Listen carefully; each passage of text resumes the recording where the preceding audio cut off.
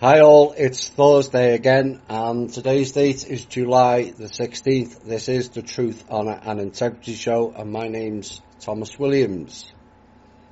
As more and more are seeing through the illusion of this virus, today the news came back to blaming Russia for hacking the virus research with a particular and not unsurprising article by the BBC stating they tried to hack into the UK, the USA and also Canada. So I guess we're back to blaming the Russians again. And some normality is about to return, it seems. And it's utterly pathetic how the old system works, or doesn't, and it's time more people saw through their illusion. In a week, as Netflix conveniently decides to pull the show I have heavily recommended recently, Continuum, oops, I guess we hit the nail on the head again. In a week that not accepting coins and cash raise its head this week, said to be due to COVID, whilst debit and credit cards are declared immune. So perhaps they are the new vaccine. So let's all swallow credit and debit cards and become immune from the virus called stupidity. Whilst everyone decides whether Black Lives Matter or all lives matter except White Lives Matter, whilst I ponder on Rabbit Lives Matter.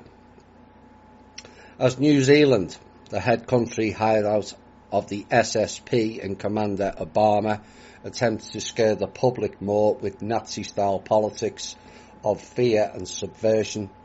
The only thing missing out of NZ is the letters AI, added to NZ, and it could be indicative on 2 counts. As cash is now being deemed unacceptable in many places, as American Social Security payments are being paid $100 short this month, according to some reports today, stimulus checks still not fully paid, as digital wallets are being prepared, we are told, one wonders what happens next. And the question that should be on everyone's lips is, will our Clowns in Panic show become the new Orwell 1984? Given what is playing out now in the media, the alternative media, and also governments. Hi all and welcome to another week of Truth, Honour and Integrity. I hope my voice lasts. I've spent 3 hours on a THI UK Zoom call this afternoon, which was a lot of fun and very interesting. So, we'll see how we go. Right, given I don't advertise our shows and all the details, links and resources now connected to THI and the TBC, I thought I would spend some time in this show explaining all the links and the details, as it seems some are unaware or unsure of it. So our show goes out live every Thursday at 7:30 p.m. Eastern Standard Time, which operates outside of Holly time, and of course we also have occasional extra shows called the Must Listen To shows, and those are deeper expose shows and is the essence of THI. Now the shows are generally posted 1 or 2 days ahead of time and is the top post on our Facebook and MeWe pages, and the live link is posted there. Now alternatively, you can go to Spreaker.com/user/8955881 and look for an episode that says 0 listens, or most are time date oriented for the link to the show. I know Spreaker's been messing about and jumbling them all up, but generally if you scroll down quick you can see 0 listens and find the correct date. Now Spreaker also has the archive of all our past shows, And the archives of the shows are posted on Facebook, the Facebook page after the show.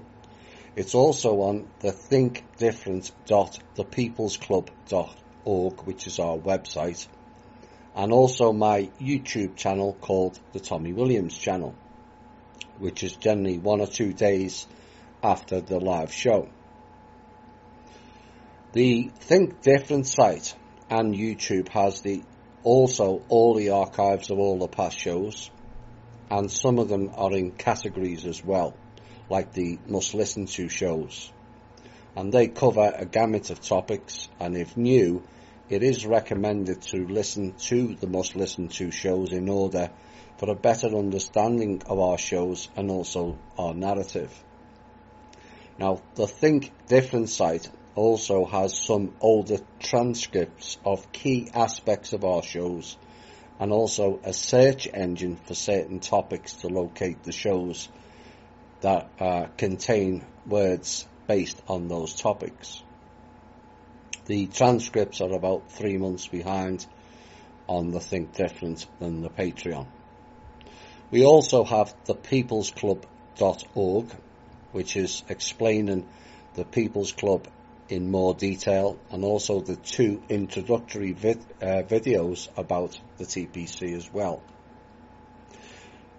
Now, this is where people need to pay attention, because I think some have been donating to the wrong one. I may be wrong, but I would like it corrected if possible. Is we only have 2 avenues for donations. One is for me and one is for the TPC. Now, for me, there is a direct donation button on the Think Different site, and there's also my Patreon site, patreon.com/TommyW/ and that is only a donation to me to support my work. Now, on the Patreon site, you'll receive all the transcripts of past shows, which allows for accountability and also can be quicker than listening entirely through our shows again. Now, the transcripts are not word for word, as occasionally I do add other bits into the shows that was not written out previously.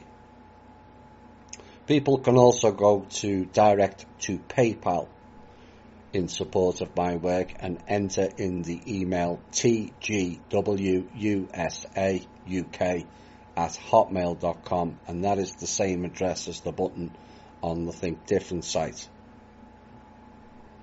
So there are 2 outlets to support my work. Now, the TPC donations are all going to support the members of THI currently, but we're hoping to expand that out further with donations from outside of THI. Now, technically myself and directors are entitled to fees for the work that we do for the TPC, but no director has received any pay from the TPC in the 4+ years it's been running, and that will not change until higher funding.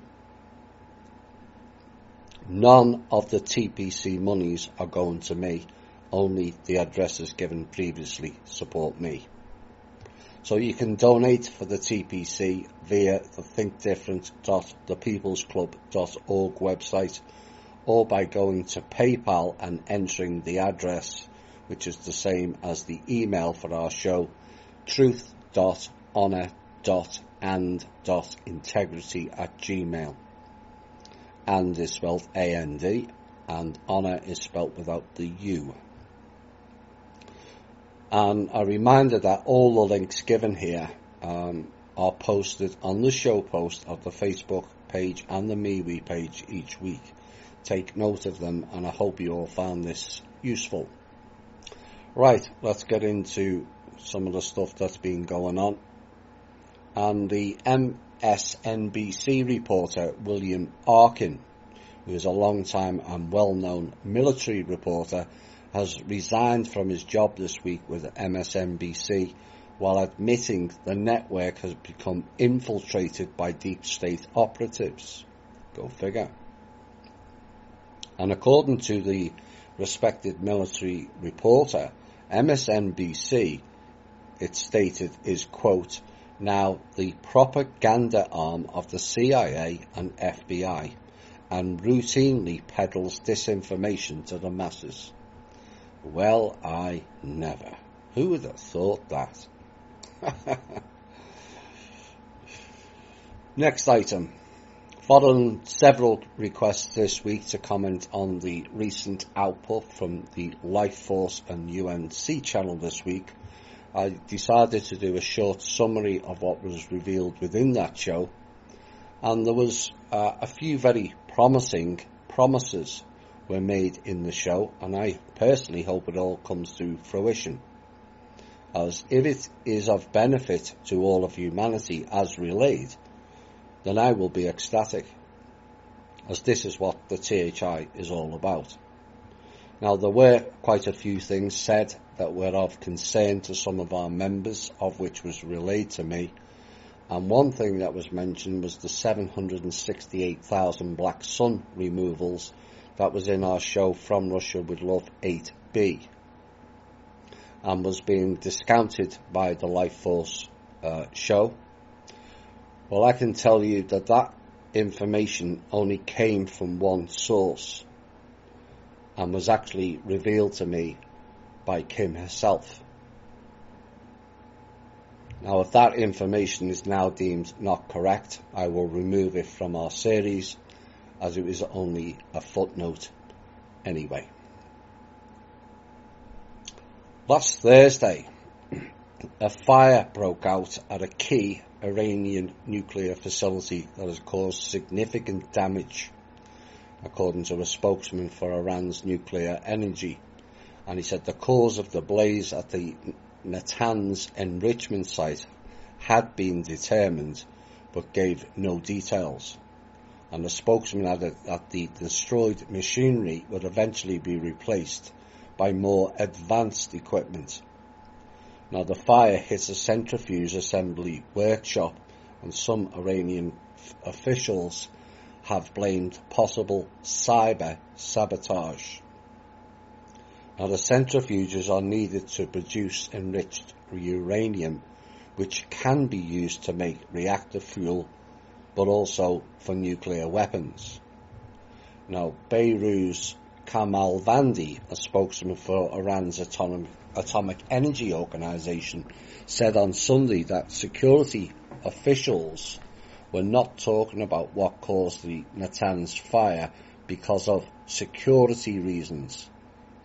And the incident, he said, had caused significant damage, but there were no casualties. Other fires and explosions have also occurred in the past week in Iran. And Mr. Kamalvandi added the incident could slow down the development and production of advanced centrifuges in the medium term, but Iran will replace the damaged building with a bigger one that has more advanced equipment. This will be linked eventually to the 8200 unit of cyber terrorism that deal with that type of attack, as covered in recent shows.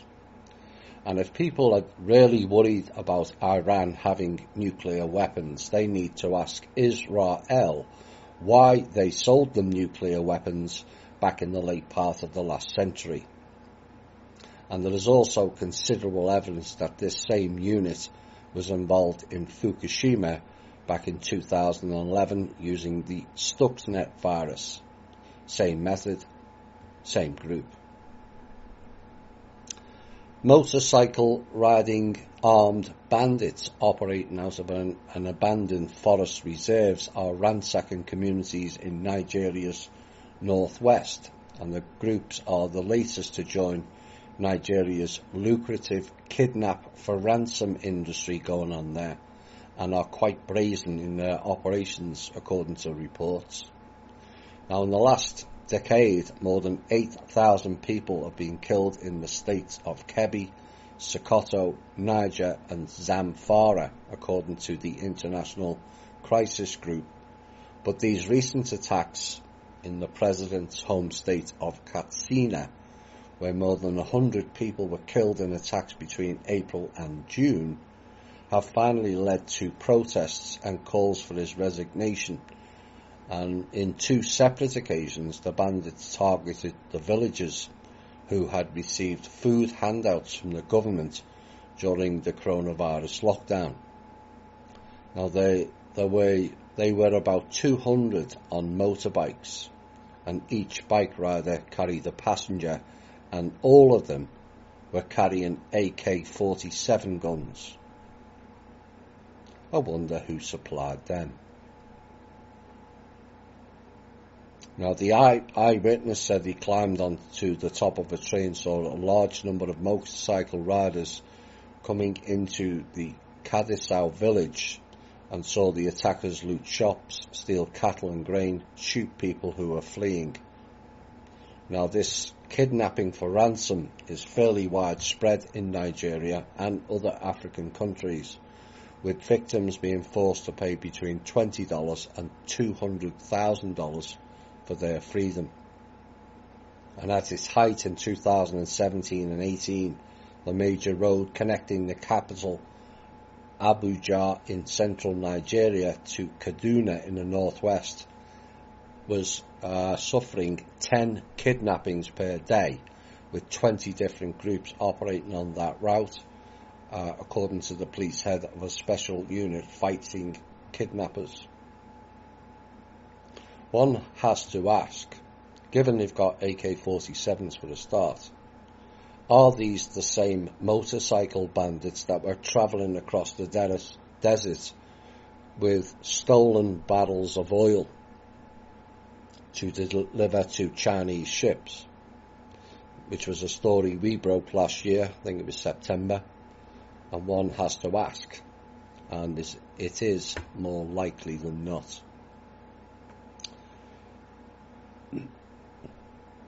Next we're going to Japan. Very close to China, is it not? And the question has been asked this week is, why haven't more people in Japan died from the COVID-19? And it has spawned dozens of theories, from Japanese manners to claims that the Japanese have superior immunity. Or perhaps they just weren't targeted. But surprisingly, in the region where the virus originated from, Japan does not have the lowest death rate for COVID-19 in the region, as South Korea, Taiwan, Hong Kong and Vietnam can all boast lower mortality rates. But in the early part of 2020, Japan saw fewer deaths than average, and this despite the fact that in April Tokyo saw about 1,000 excess deaths that were described as perhaps, not actual, perhaps due to COVID. And yet for the whole year, it is possible that overall deaths will be down on 2019. Does this make any sense?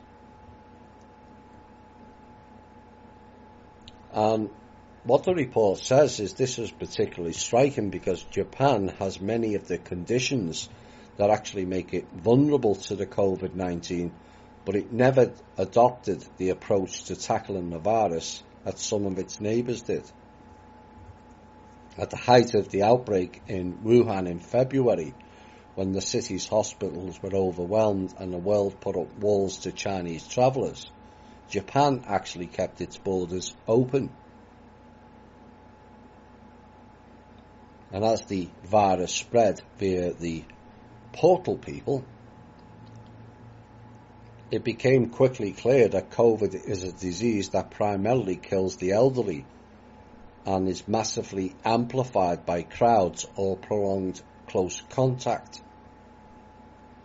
And yet per capita, Japan has more elderly than any other country. Does that make sense? Japan's population is also densely packed into huge cities. Greater Tokyo alone has 37 million people in one city.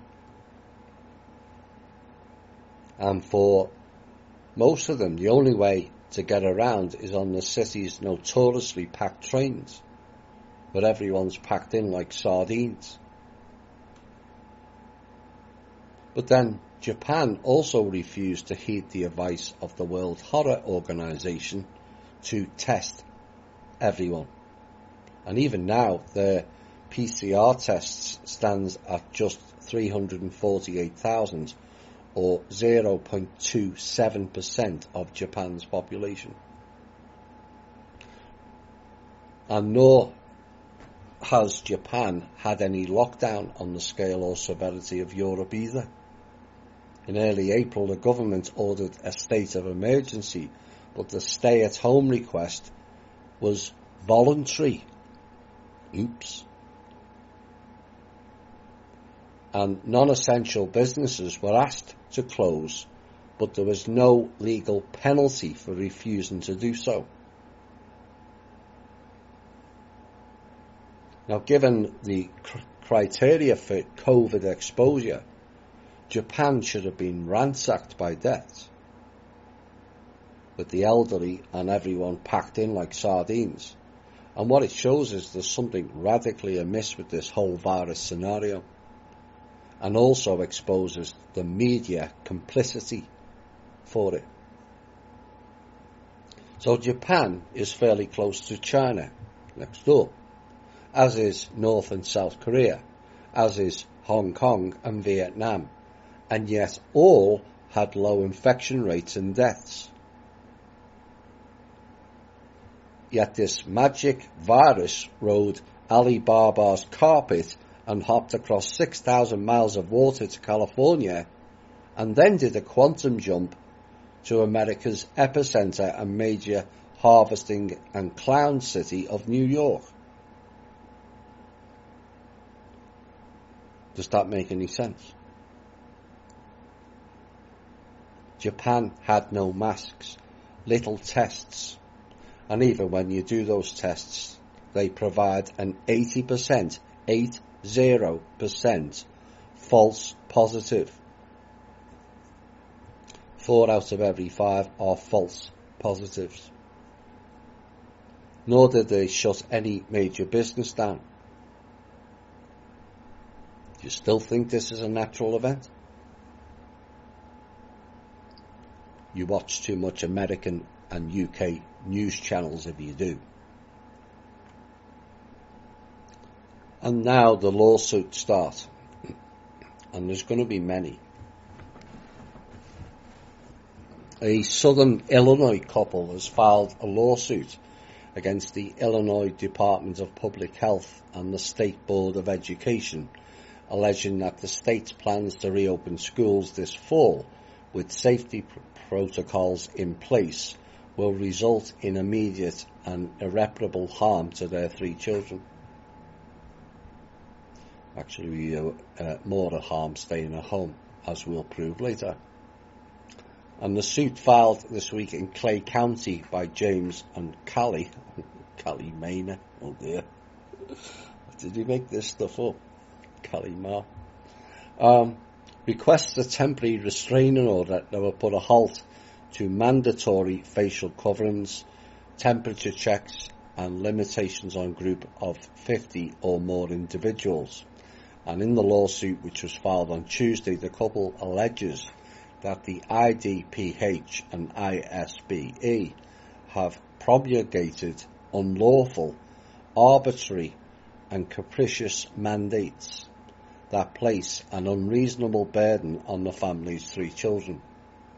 And the family's suit says that they have protectable rights and interests at stake to be free from unlawful, arbitrary, and capricious rulemaking, and that the rules that state officials have formulated are unlawful, since they are only aimed at preventing the spread of the coronavirus.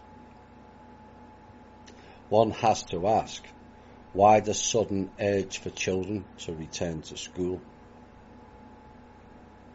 There's no sudden urge to open all the businesses. There's no sudden urge to cancel the fake masks. And people have to remember there's always a program behind their narratives. And one has to ask the question, is it for vaccines without parental consent?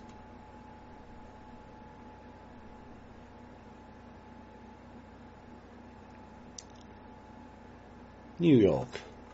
Oh dear.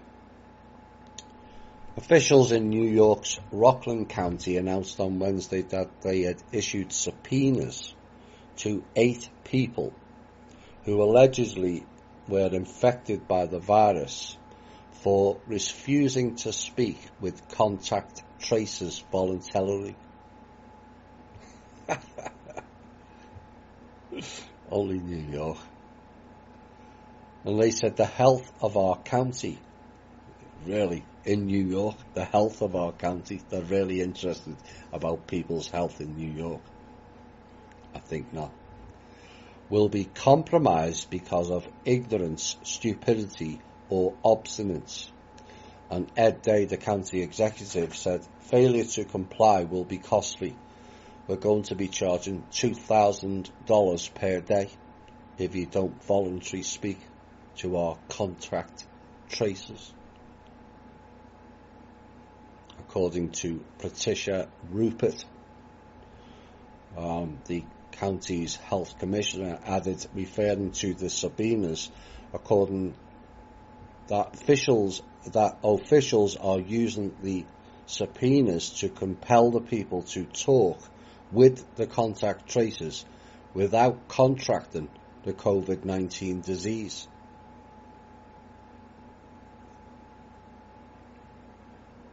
And she indicated that the 8 people had declined interview requests to determine who else they were in contact with and prevent them from further spreading the virus. Yeah, right. And in echoing frustrations expressed by health officials across the country, Rupert said the infected partygoers who attended a party in Clarkstown, located north of New York City, are not answering their phones or are refusing to talk when contact tracers reach them. And they say, unfortunately, are now forced by these circumstances to send subpoenas to the individuals who are required to cooperate with us. Zeke Heil. Now, they claim that his colleagues do not want to get anyone into trouble. They only want to speak to them to find out who else might have contacted the disease to keep it from spreading. So, let's just recap here. New York. On that last statement.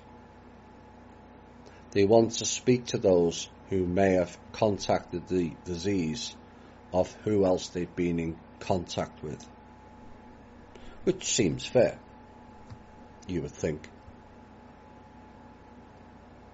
Well, why didn't they stay in contact with the people that they pushed into elderly care homes? Have that same criteria?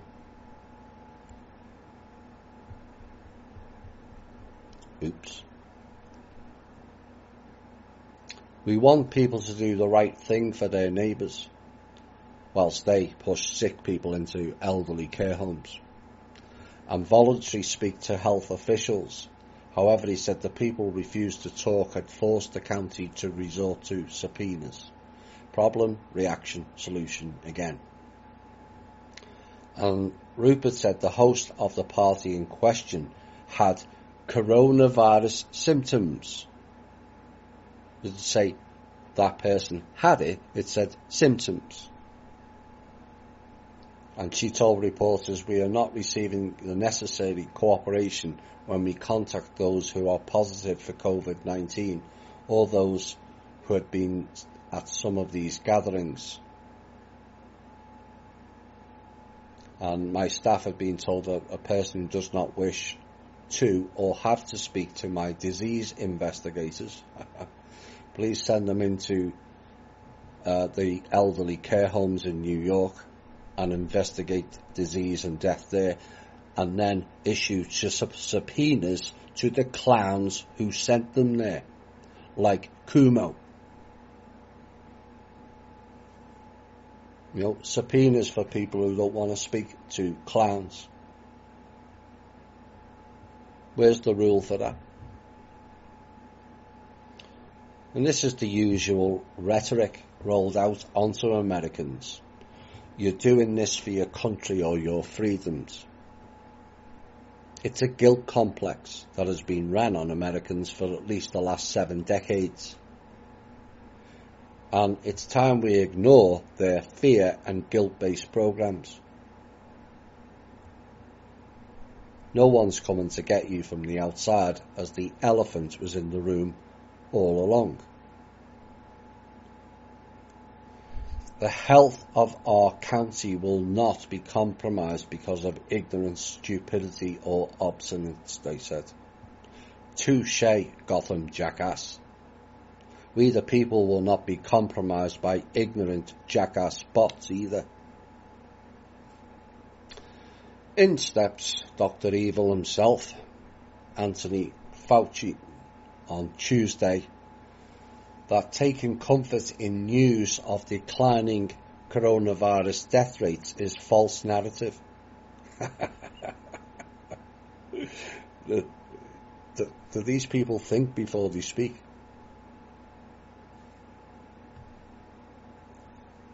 So because the virus is now declining, that's now declared a false narrative. Really? And he said it encourages complacency. And the director of the National Institute of Allergy and Infectious Diseases, Fauci, downplayed the apparent low death rate of the coronavirus pandemic in a press conference with Democrat Alabama Senator Doug Jones on Tuesday. And he also emphasised that there is still a window of opportunity, oh my, for the state to respond proactively to the outbreak. You're not there yet, he said, so you have an opportunity, a window to get your arms around this and prevent it from getting worse. That makes sense. And he said, it's not to the point where it's out of hand and very difficult to control. So you have a window of opportunity here that as a state, you should take advantage of that window of opportunity. All very Mr. Rumsfeld that. And personally, Mr. I don't give a Fauci what you say. Dr. Evil. Melbourne, off to Australia next. I spoke to them last week. I'm surprised I've got any voice. 4 plus hours talking to THI Germany, and 3+ hours Australia. Saturday or Friday, I've lost count now. But they're now crying there's a second wave of the virus. And the entire city of Melbourne has just been ordered back into lockdown for another 6 weeks. But for 3,000 people living in public housing tower blocks, an even stricter lockdown was imposed last Saturday. Now, unlike the rest of people in Melbourne, residents of 9 towers have been told they cannot leave for any reason and are now subject to a police guard 24/7. And it's the toughest lockdown seen in Australia so far. Now the detention directions in suburbs of Flemington and North Melbourne are designed to contain a cluster of infections, it is said, that was found in some of the buildings. And then suddenly hundreds of police were sent to the site immediately after the order was announced live on TV by Victoria's Premier Daniel Andrews. And many residents were caught unaware, and when they tried to leave the building, they were stopped. and for many, as the news of the confinement spread, alarm and panic followed. An official letter distributed to residents said that the lockdown would last for between 5 and 14 days, and the majority of residents have limited income and come from non-English speaking backgrounds. Many of them are migrants who arrived as refugees from African nations, Vietnam and also China, and there are many young families and pensioners contained within those tower blocks. This has all the hallmarks of a staged event, in my opinion. And just because they're migrants and from somewhere else shouldn't make a difference, because this is how they do these live events, which are training events for something else. So, whilst it may not be the normal residents of Melbourne, you have to take an interest and go and defend those people, because they'll do it to you next. This is how they formulate the false flag events, by doing these live action things, making it real when actually it's not. Well, it's real for the people in the tower. And it's all designed to scare the public and enforce further lockdowns. Why are they enforcing further lockdowns? Because there's not enough money operating in the pot. And here's an example of why. Nearly 1/3 of American families have been unable to make full housing payments for July, of which a new survey has revealed, as the US economy struggles to bounce back from the crushing Novaviral losses. They were going to lose anyway. Like we warned before it all started, everything was collapsing. 12,000 businesses went bankrupt in the first 3 weeks of this year. And for proof of that, go and look at the January transcripts. We warned of it.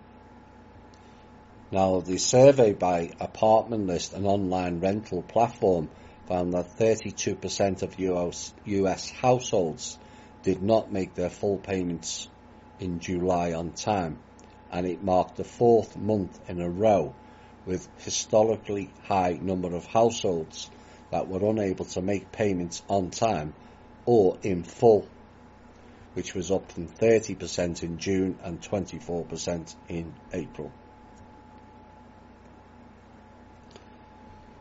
So, having covered the virus stuff, we're going to go into some other news shortly.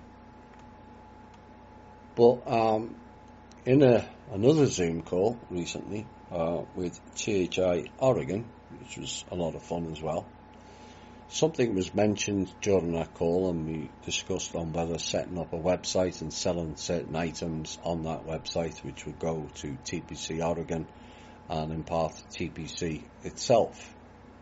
And one of the things that came up was light bulbs, but these are not ordinary light bulbs.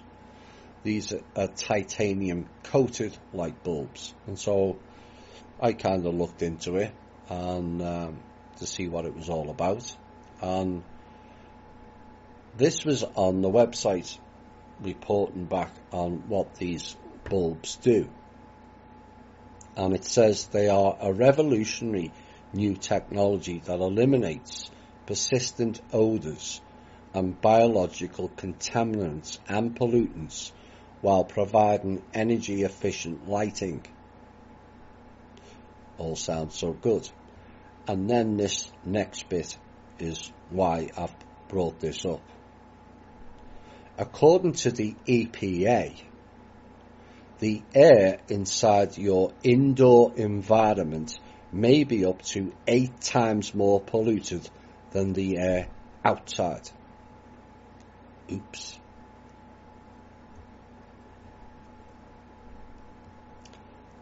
Indoor biological contaminants and pollutants in the air can trigger environmental illness and other health problems. whilst most deodorising products mask odours with harmful petrochemical perfumes. Oops. And they told us to go inside. When their EPA government department says your indoor environment may be up to 8 times more polluted than outside. Do you still think lockdowns were a smart move? Or is it part of a fascist regime of controlling the people, thinkers and bots alike? Next we're going to Australia. No, we're not. We've been there. We're going to Ireland now. And there's a big problem in Ireland currently going on with cereal grain. And are expected to reduce by at least €100 million this year, following, it is said, the effects of the prolonged drought going on in Ireland. And that's according to Tegasach, if I pronounced that right, which forecasts that total grain output in Ireland this year will drop from the normal 2.3 million tonnes to under 1.9 million tonnes. And it says that the drought has severely affected crops in the eastern half of the country. Straw yields are also predicted to be reduced by nearly 25%. And it also says that 1.6 million fewer straw bales will be available in the country this year. Now the drought, it is said, which is likely to be engineered, is also affecting livestock farmers, with grass growth severely affected in these areas. And they say that these farmers are already feeding some of their winter forage stocks to supplement grazed grass and concentrates. Now consequently, it says there will likely be a higher demand for forages this autumn, with knock-on effects for prices for feedstocks such as straw. Now this spring in Ireland was reportedly the driest since records began in 1837, and there was less than 10 millimetres of rain, which is just 15% of normal, recorded for May at Dublin Airport, and this followed just 23% of normal rain for April. And Michael Hennessy of the Crops Knowledge Transfer said that the drought had hit at least 1 month earlier than in 2018, and this affected crop growth much earlier in the plant's growth cycle, thereby reducing the yield much earlier in the season. The deliberate food shortage I warned of in this show 18 months ago, now coming into effect in Ireland as well as America.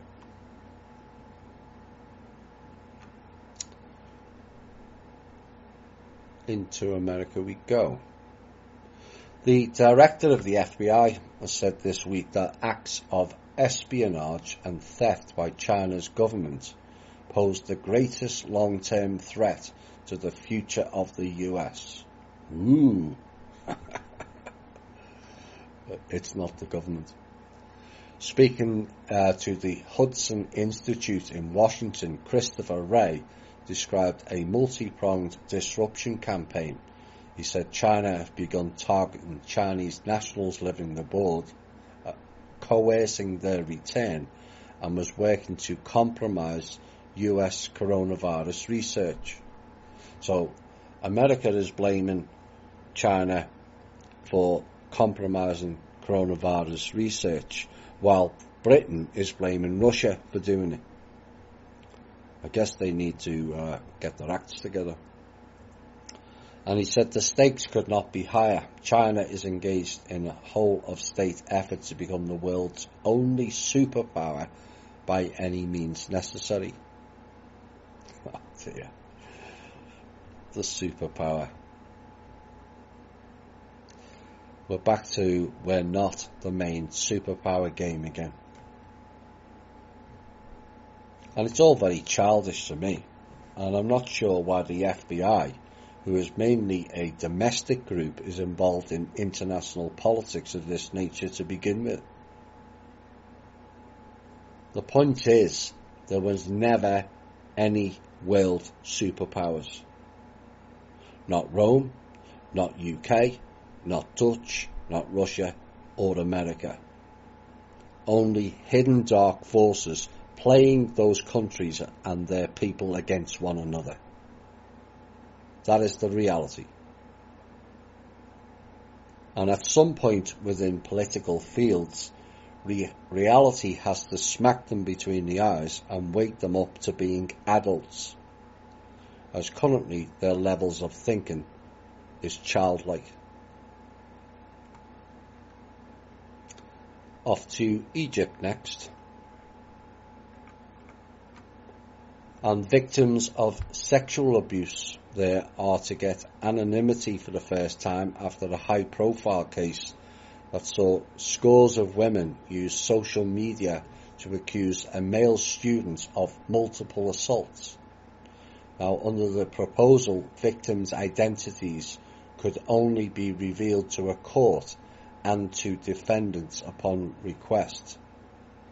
And research suggests sexual abuse is fairly widespread in Egypt. However, women often fear that if they file complaints, they themselves will be blamed, is how the system works over there.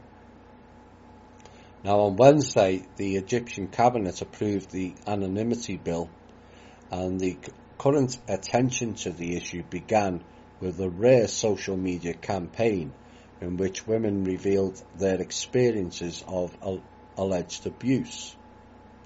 And last week, an Instagram account called Assault Police was set up to publish allegations of rape, sexual harassment and blackmail by dozens of women against student Ahmed Bassam Zaki, who is reportedly from a wealthy family.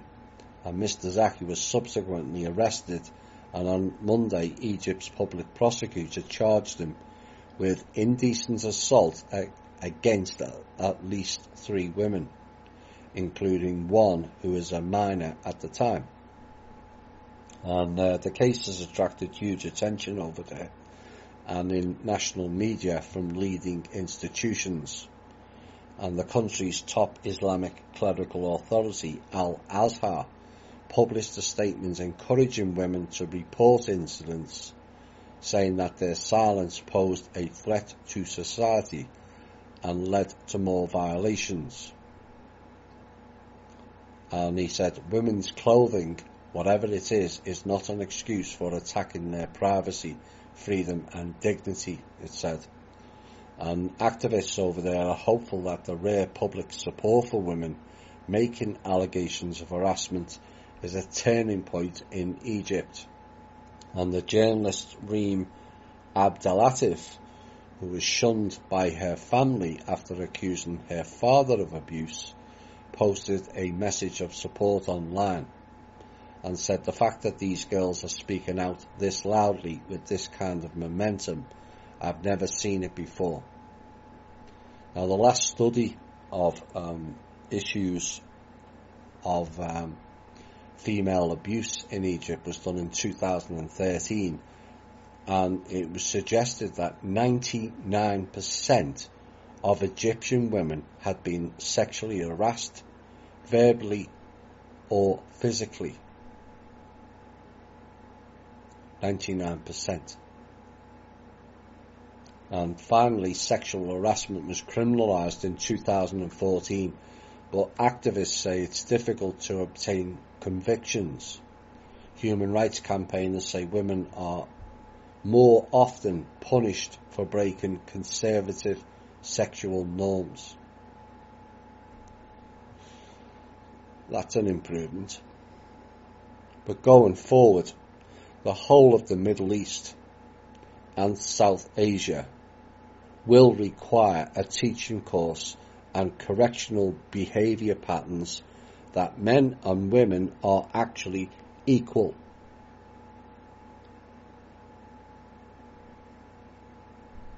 Now, is it a coincidence that the countries involved in this harassment and treating women as second-class citizens are all those involved between the countries of India and Egypt?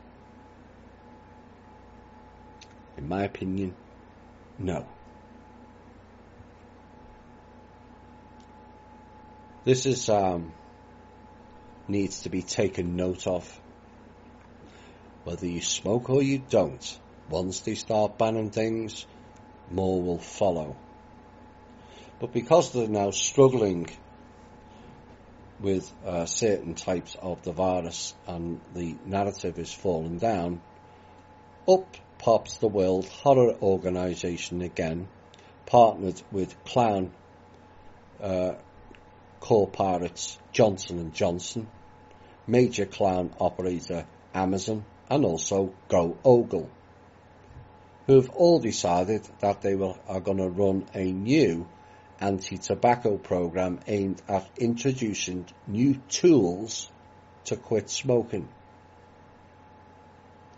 And the World Horror Organization has been warning the globe's 1.3 billion tobacco users are at higher risk during the global COVID-19 pandemic. And where's your proof? They just spit out these statements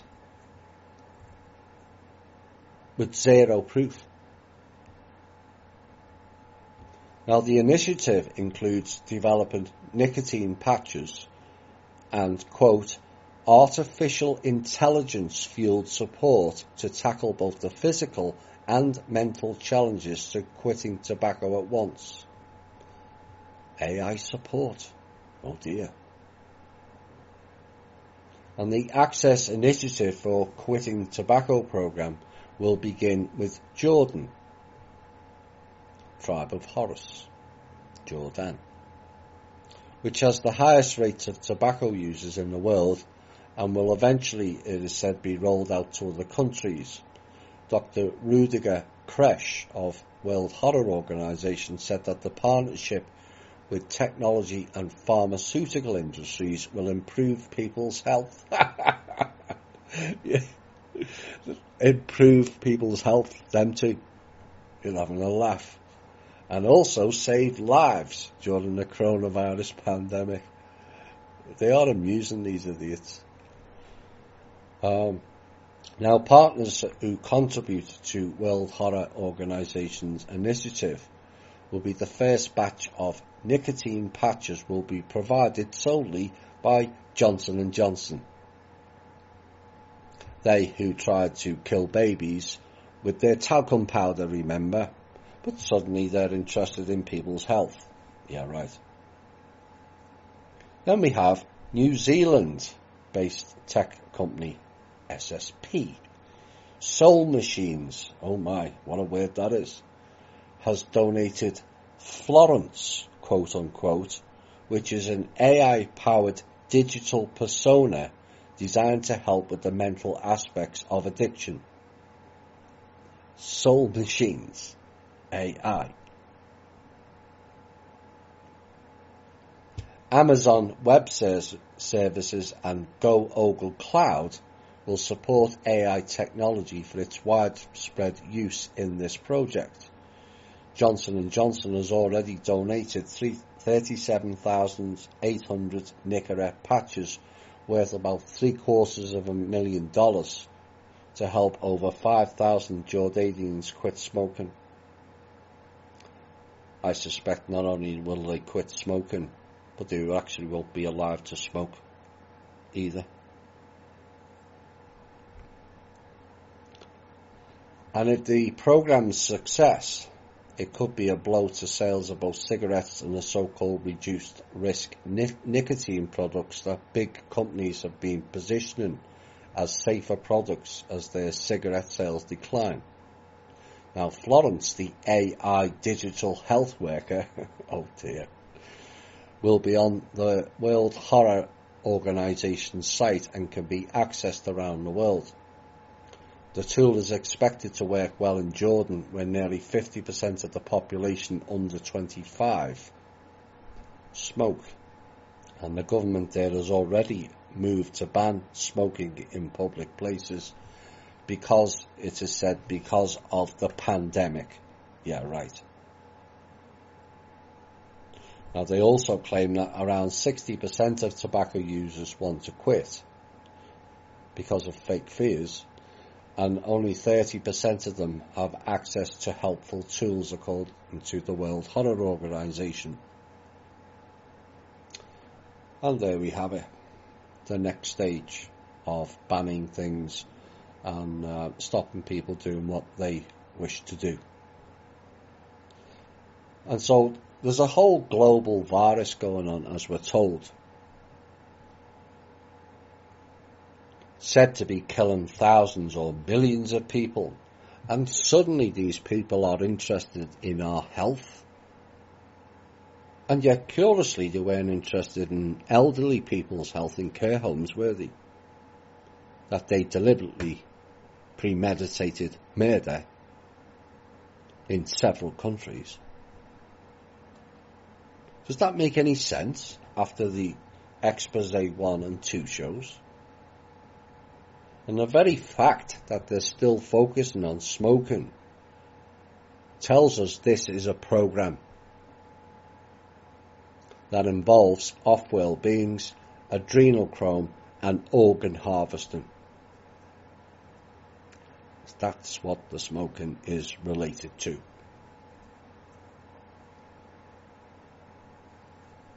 Coming soon, smoking causes COVID-19. That's what they're setting us up for with this. To fulfill their agenda. Problem, reaction, solution. It is the way they work. But if they're so interested in our health, why have they denied cancer cures that was cured in 1927? Why have they denied cell regeneration machines? Why have they denied clean water products? Why do they continue to spray our skies? And why has every government allowed tobacco companies to add carcinogen chemicals to a natural health plant? The tobacco plant was a sacred plant. All the ancients used to smoke, and they had no disease.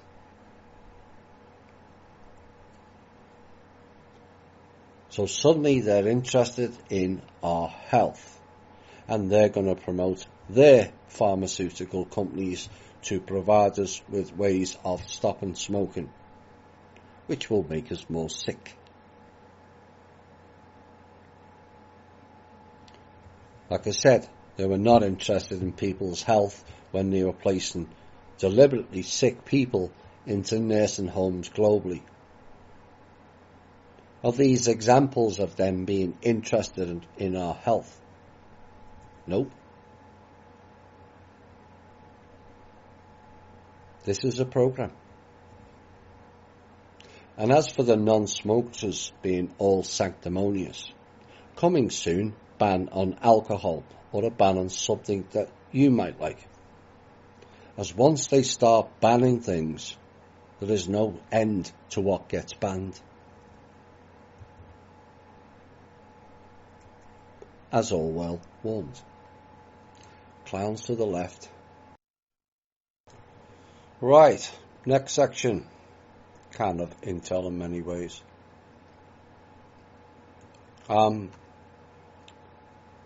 We've warned about the dwindling money pot. And in the last normal show we spoke about Q Initiative, which is more fresh air tokens and shit. And in the report they mentioned of 40 to 90 trillion being left in the pot. And it said depending on your term of money. So from that we're looking at 40 to 60 trillion being left, which is half of the global GDP, which means there's not enough. And this is why all the businesses have shut down and people are losing their jobs. because there's not enough money to keep the system going. And then I'm getting reports all over the world of certain other shenanigans going on, Mnuchin notes, etc., which in my opinion should have been dealt with. And now I'm getting reports out of the UK mainly of the government. They're giving vouchers out as recognised money to people on benefits for £500, which is about $600. These are debt notes and promise to pay, except they can't pay. Now, this was the same as we reported that the US government was operating on DoD vouchers near 2 years back. It's the same program. And those vouchers, which are debts, it is said would be paid off when the RV is done. It didn't and never will. But what are they promising to pay off these vouchers with? Cryptocurrency? Digital wallets? Are they one and the same?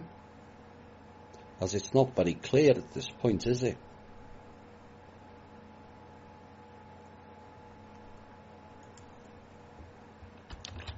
The federal agents last week who arrested Ghislaine Maxwell found a cell phone wrapped in tinfoil inside of a New Hampshire home, which was a, quote, misguided effort to evade detection, according to prosecutors on Monday. Now, the disclosure came in court papers rebutting Maxwell's request to be released from jail as she waits trial on charges of helping Jeffrey Epstein and several others, I might add, sexually abuse underage girls. And the prosecutors also revealed new details of what took place the day Maxwell was arrested and argued they underscore the risks of allowing her out of detention. Now, what was revealed was she had her own military-style protection.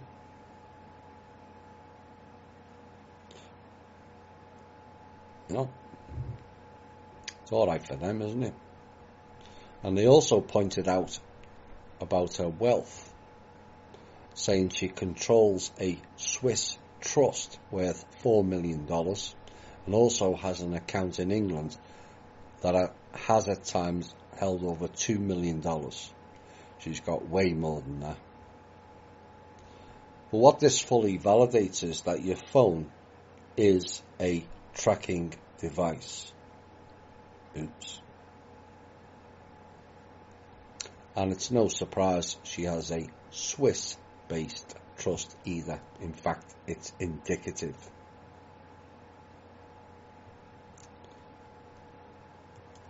The details came out this week of the California Governor Gavin Newsom's dealings with China is starting to emerge finally.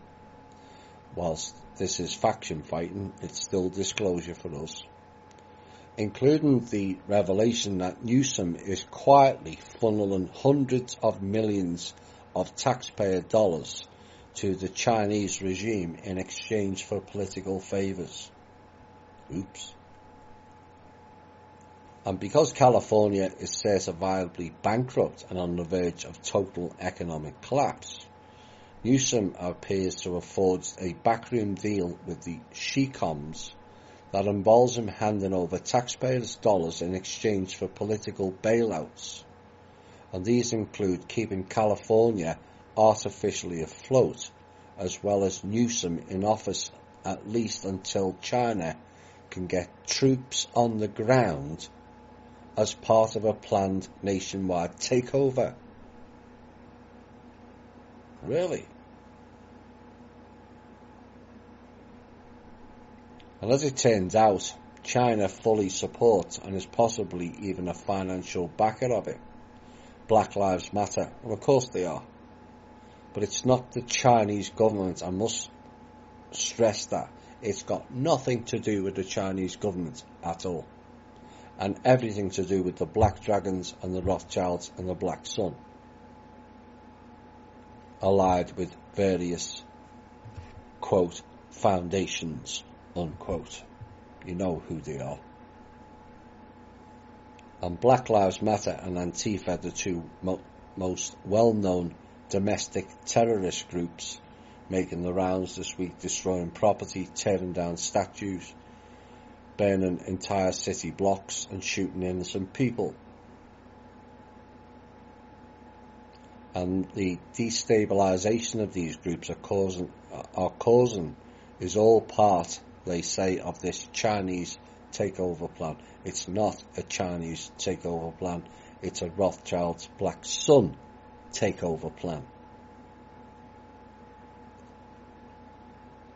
Now, Natural News in this report said it had already established that China is providing full automatic weapons upgrade parts to Black Lives Matter through a smuggling operation that was interdicted by US Customs and Border Patrol.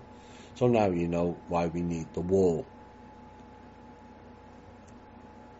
And how Newsom fits into this picture is that he turned California into a port of entry for China to smuggle in weapons and other gear for the soon-to-be what is quoted as the Second Civil War that has been planned for America.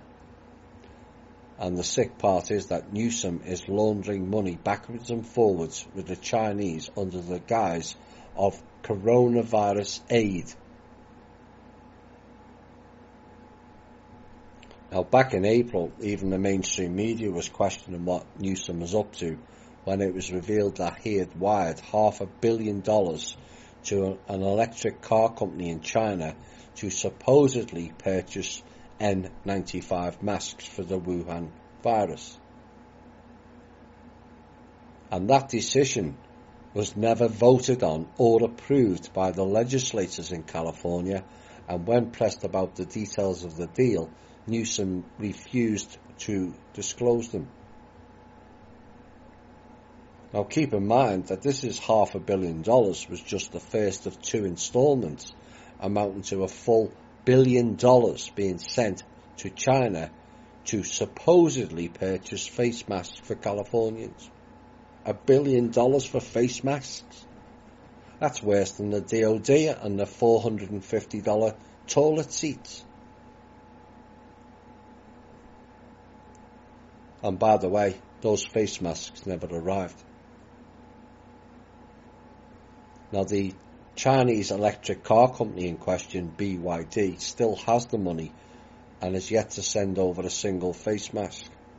Or perhaps the trustee can pull that money back out of that company's account. Now, Newsom himself admitted to it personally during a television interview, though he refused to provide any details about the nature of the agreement that was made with BYD. And this massive transfer of taxpayer money to some obscure Chinese vehicle manufacturer was never voted on by the taxpayers from whom the money was stolen, nor has there been any accountability concerning of how it was used. This is all to keep the Rothschilds afloat. That's all it ever was. The Fed used to get money and then siphon it out of the back door to Rothschilds. Because it's mainly the Rothschilds, although there are Black Sun elements over in China that are asking for money. Mnuchin did it 2 years ago when Kim sent some money. Mnuchin tried to send it to the Chinese. But I must stress, it's not the Chinese people or the government. Putin did it when Kim sent some of the gold or assets that belong to Russia. He transferred it to China and then asked for more. That'll be a no. And it shows you how much they're struggling.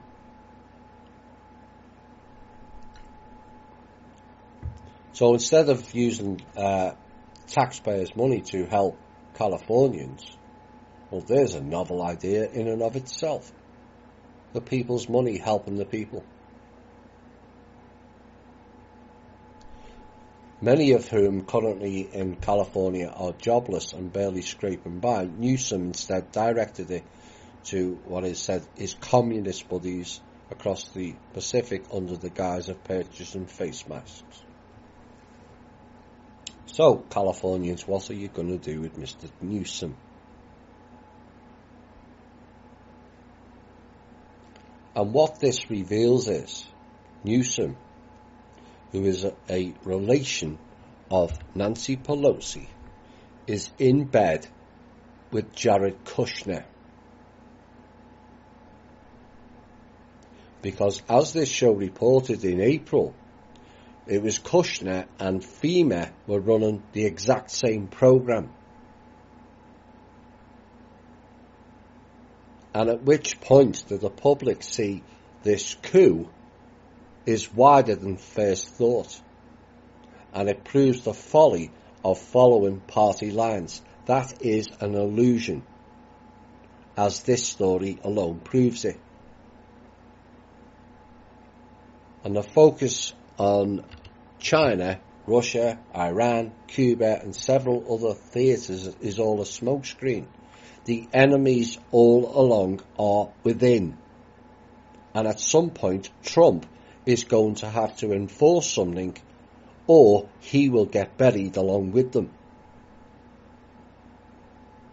If, and it's a big if, Trump is for the American people and wants to make America great again, he has to remove Kushner and his sidekicks out of this country once and for all, preferably in jail. If not, Kushner and his Zionist paymasters will bury him. No ifs, no buts. Now, a new report has come out this week claiming that Donald Trump has finally recognised his current track isn't one on a path to victory and that he's changing course. Well, he has to, because his recent course has not been good, in my opinion. And specifically, it said he is now taking aim at son-in-law Jared Kushner for giving him bad advice and pushing policies that haven't helped the president's re-election chances. Oh my. Wonder where that came from. And an insider told people President Trump has in recent days said that he regrets following some of his son-in-law and senior advisor Jared Kushner's political advice. He doesn't have any political advice. He never did. He's a jackass.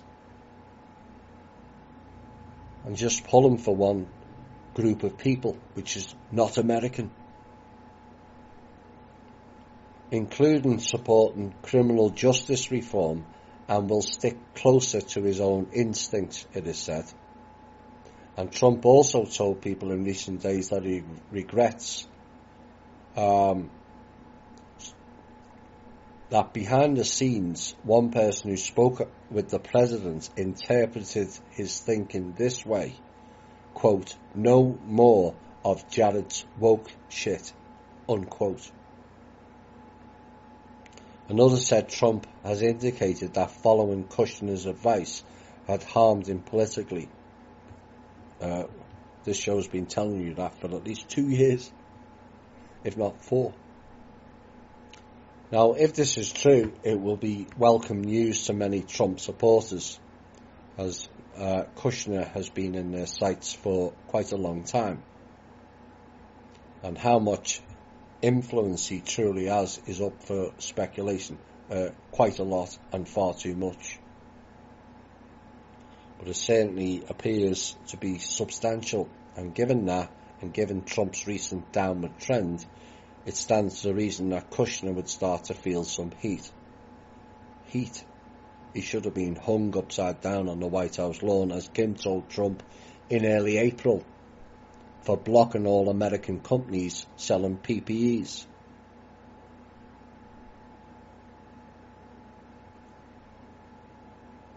So the report said what could have prompted this change in the president's outlook towards his most trusted advisor. And the most likely answer is, their statement is the Fox News host Tucker Carlson. And Carlson has repeatedly lambasted Kushner over the last several weeks while encouraging Trump to get back to following his instincts. And there's also the possibility that Trump has simply had enough of always being put in lose-lose situations by his son-in-law. Of course he is. Spin the wheels. You know, if Trump supports criminal justice reform, he gets criticised and called a racist anyway. If he tries to get a police reform bill passed via the Republican Senate, the media says it's toothless and calls him a racist anyway. If he supports the long-term DACA bill, he's racist for wanting border security with it. It just never stops. So in short, no matter what Trump does, he will never placate a certain segment of the electorate. And perhaps he's waking up to that reality. One hopes. But Trump has also criticised and was apparently upset with how his initial reaction to the rioting and looting was received.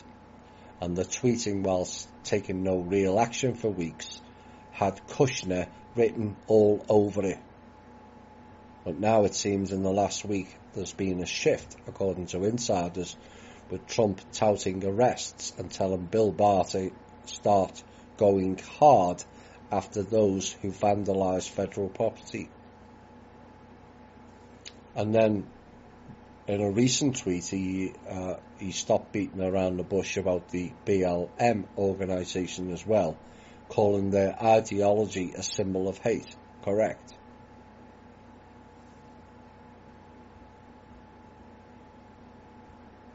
And they're also asking as to why is Trump's campaign advisor Brad Parscale is not capitalising on several of Biden's gaffes and policy positions, while they also failed to establish a general narrative for why Trump deserves another term.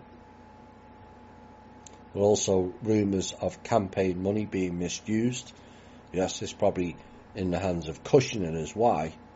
And states not having organisations set up in them properly. Yeah, because it's being interfered with. So, is the old Trump back, was the question being asked in this report. Well, we can't know for sure, and the White House will deny any internal division on this point. But if this report is true, and it certainly seems to be the case, it could well be the first steps towards Trump reinvigorating his re-election chances. Hopefully, this is correct. 2 elite US universities are now suing immigration services over the decision to withdraw visas from foreign students whose courses moved fully online. Harvard, no surprise there, and MIT, no surprise there, filed the lawsuit against Homeland Security and also ICE. And Harvard's President Lawrence Bacow said the visas move cruelty is surpassed only by its recklessness. And many colleges are moving courses online amid the coronavirus outbreak, which would seem fine. But you see, that interferes with another program, as we all know. And Harvard had on Monday announced it would hold all classes online for the autumn term, with only 40% of undergraduates housed on campus. And the decision from ICE, the federal law enforcement agency within Homeland Security, came shortly after that, saying students could face deportation unless they changed to an institution with in-person tuition. And Trump said on Tuesday, and he lashed out at Harvard, calling its move online ridiculous. That is a significant move of Trump saying that. He called Harvard ridiculous, and he has been adamant that US schooling should return to normal in the autumn term, and on Twitter on Wednesday he issued a threat to funding if schools did not reopen, stating that in Germany, Denmark, Norway, Sweden and many other countries, schools are all open with no problems. And he said the Dems think it would be bad for them politically if US schools open before the November election. But it is important for the children and families, and he said he may cut off funding if they do not open. So with our show highlighting how all universities and schools are ran in some way by the CIA and black budget programs, one has to wonder whether the stance taken is an attempt to fire back at those groups who have been running this country since the day it was formulated.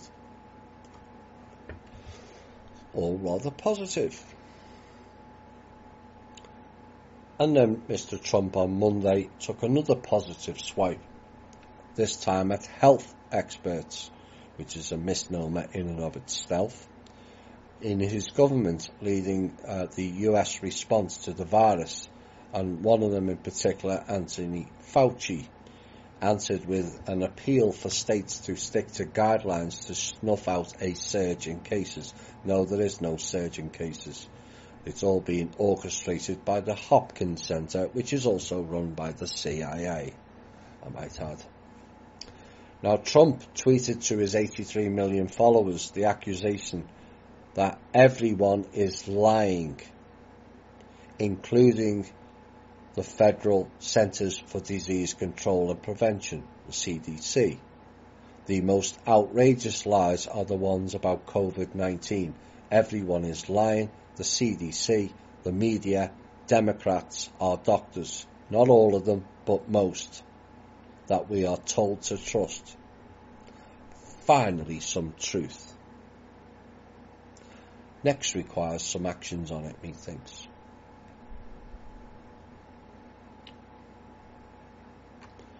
Someone announced their resignation, Reid fired this week. Kenneth Marcus, a career Israel lobbyist and Trump's administration's top civil rights enforcer at the US Department of Education, was resigned, spelled F-I-R-E-D.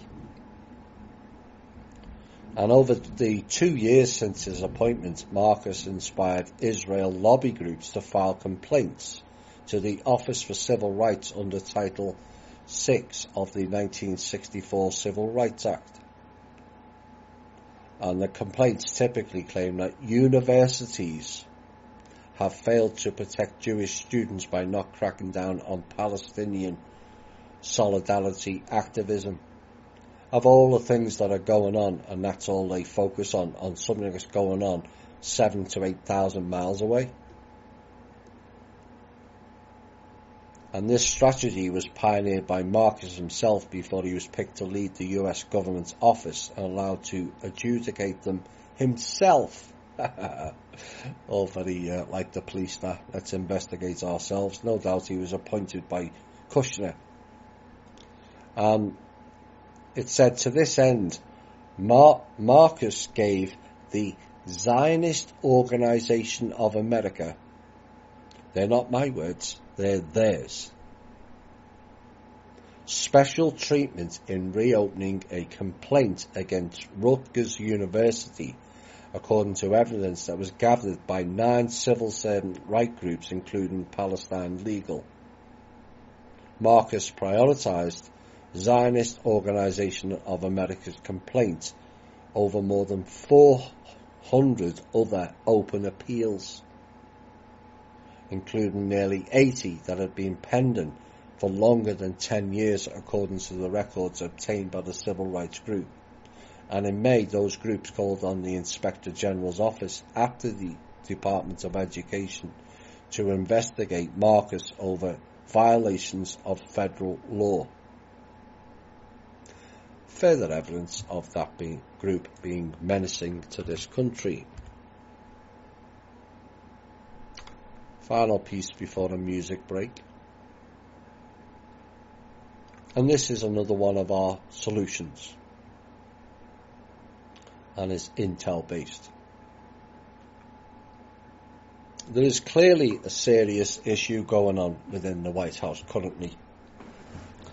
And let's assume Trump is not connected to a faction.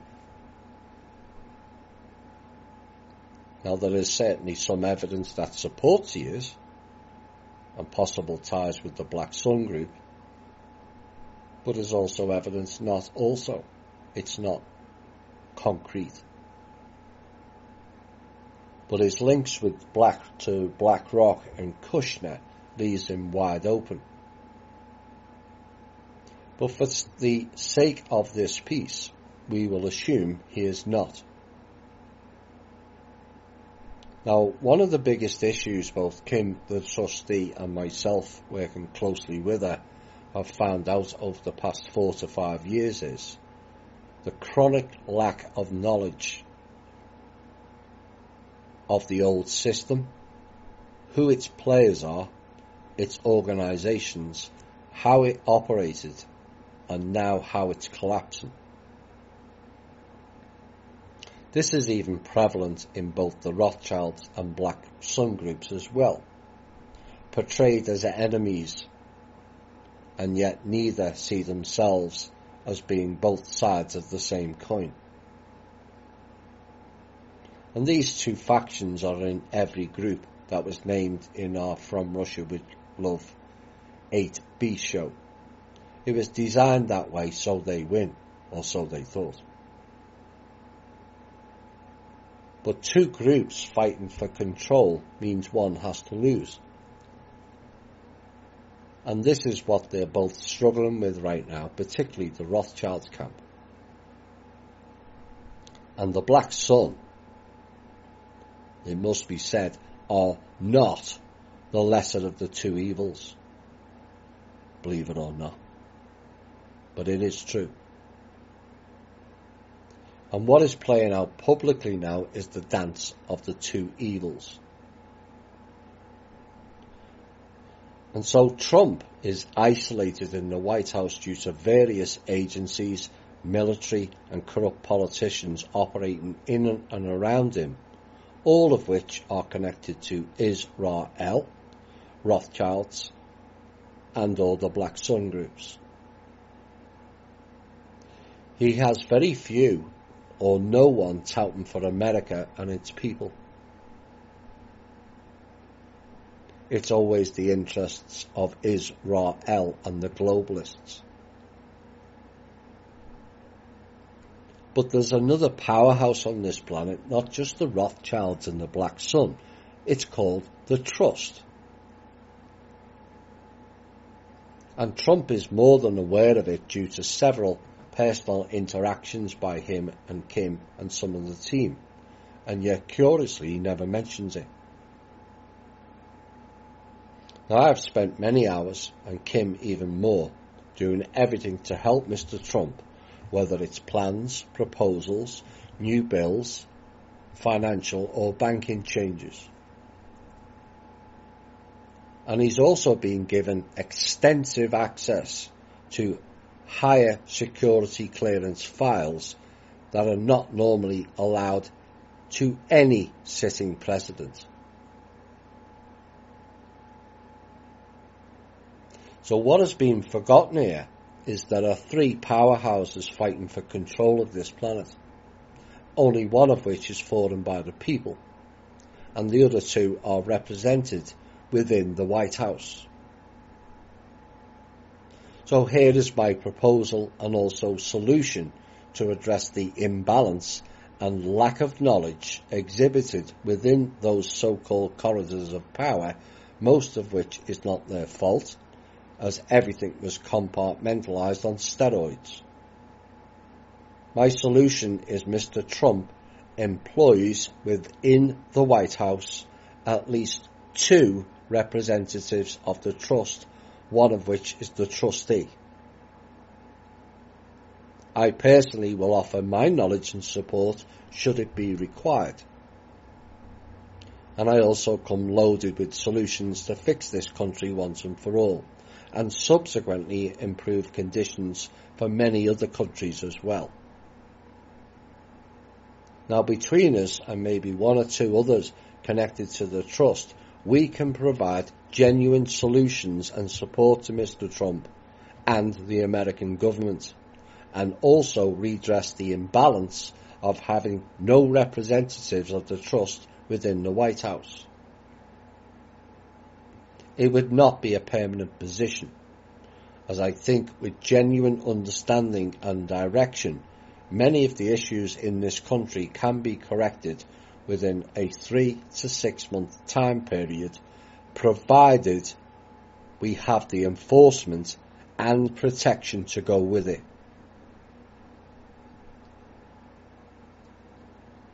To Mr. Trump, do you really want to make America great again?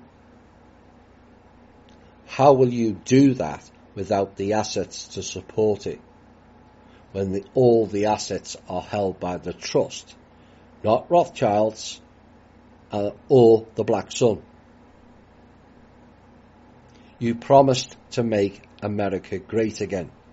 This is your only genuine and real opportunity to do so. You can be the hero and fix things once and for all, or be the Nero and watch this country crash and burn on your watch, which is exactly what clowns like Kushner are setting you up to be.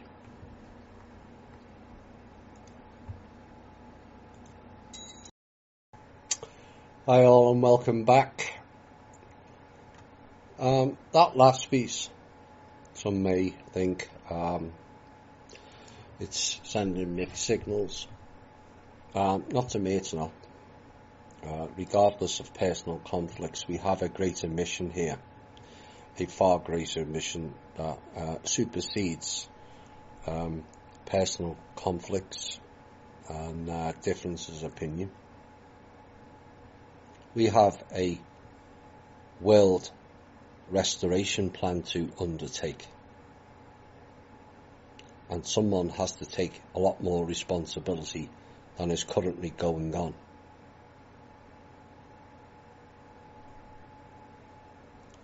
And I'm prepared to put myself forward should it be required to really make this country great again. But not just for one group of people that we've had rammed down our throats for the last month. All people. We were tasked with Earth Restoration Plan. And that supersedes everything else, in my opinion.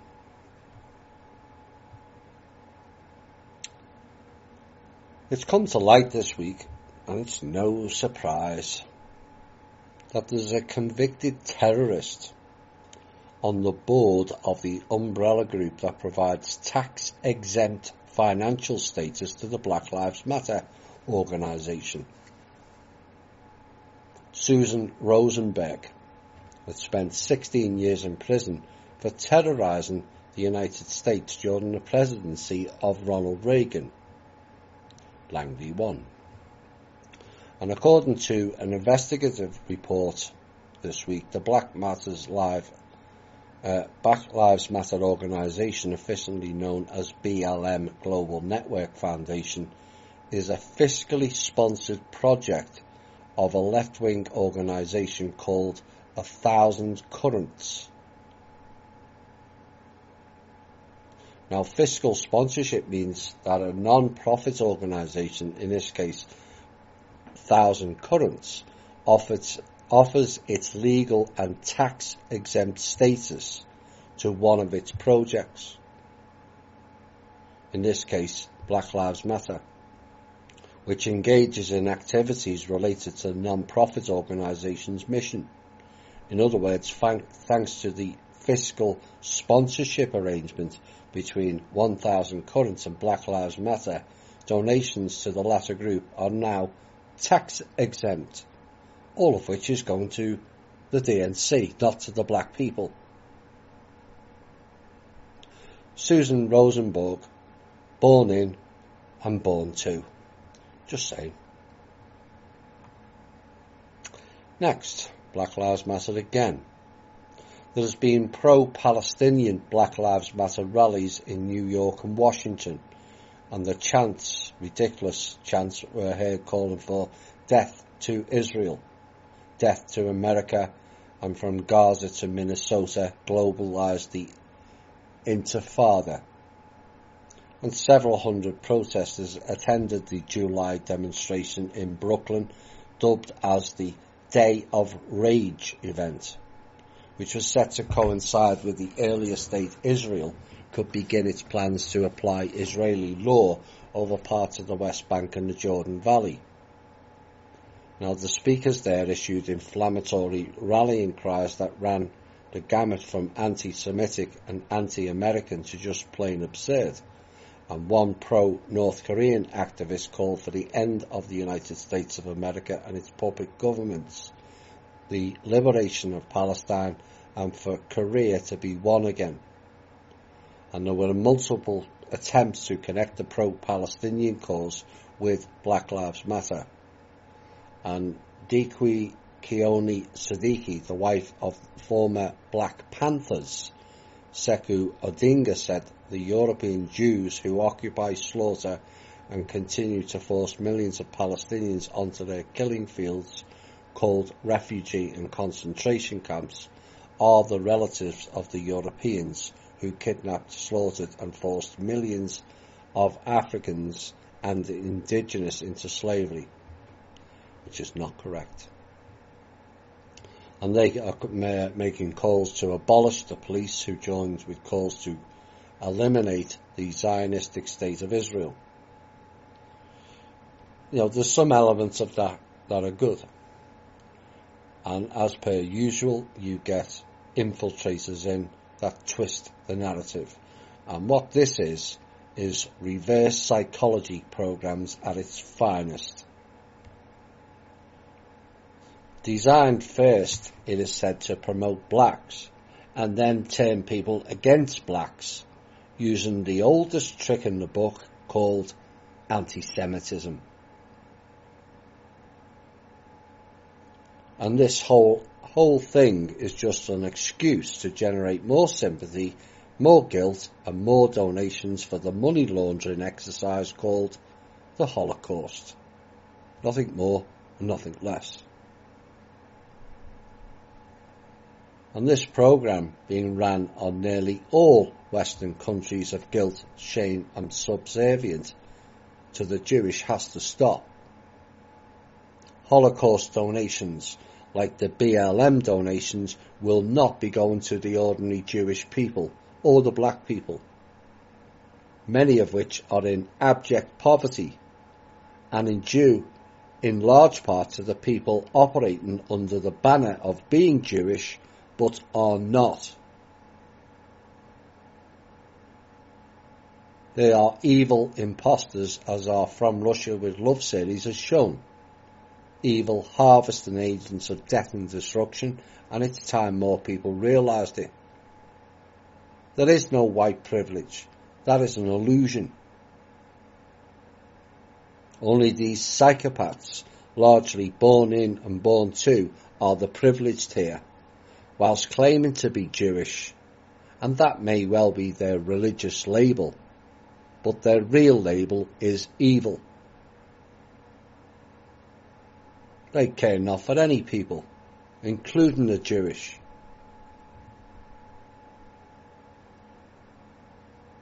Revelation 2:9. I know thy works and tribulation and poverty, but thou art rich, and I know the blasphemy of them which say they are Jews and are not, but are the synagogue of Satan. We were warned about these people years ago. And then we come to the outgoing Israeli ambassador to the United Nations. Danny Danon says the West Bank belongs to the Jews, according to the Bible. Really? And who wrote that? The same people.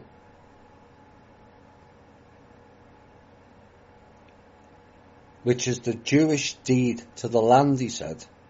So the talk of annexation is wrong. The land already is the Jews, and the only question is whether to extend sovereignty, he said. Really? Where's your proof? Oops, sorry, there is none.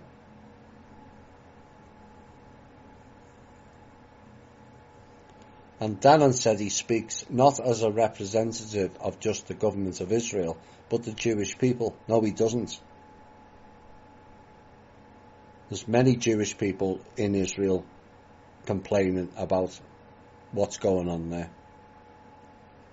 And he explained to the BBC, no surprise, but they're ran by the same people, that Israel did not blink at annexation on July the 1st, and July the 1st was not a deadline for an announcement, and now the discussion begins. But we don't call it annexation, it's extending sovereignty to Judea and Samaria. You cannot annex something that belongs to you. When you annex something, you do it from a foreign territory. I do not know from whom we are annexing it.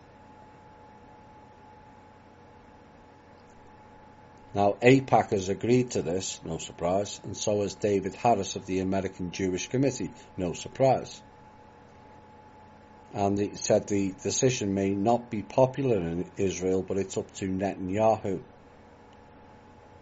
And he said at the end of the day, a decision will be made by the Israeli government, the elected government, whether we like it or we do not like it. And he said, I want to bring you back to 2005 when the government decided to pull out from Gaza and uproot the Jewish communities. Many Israelis were not happy about this decision, but once the government reaches a decision, we implement it. And on this issue, the Prime Minister does not need the approval of Mr. Benny Gantz and his party, unlike every other decision in unity government. Though any decision will be coordinated, quote, with our allies in Washington, unquote.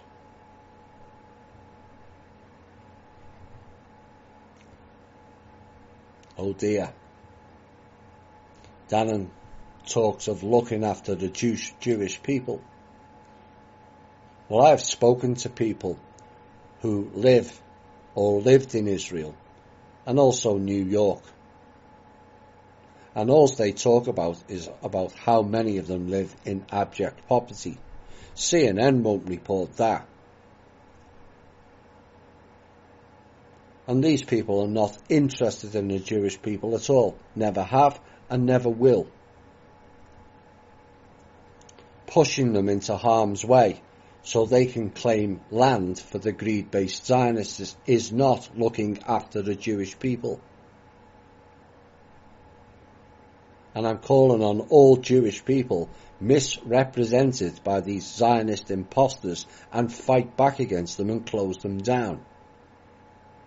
You need a representative as a leader who is for and by the people, not psychopaths connected to Likud Party of War, Mossad, Unit 8200 and the several other contractors who are only concerned with killing people.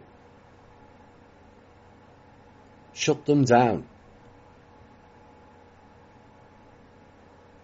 And the Jewish people in New York need to stand outside that Holocaust museum and demand some of those $50 to $100 million year donations go to the Jewish people in New York and get them out of poverty.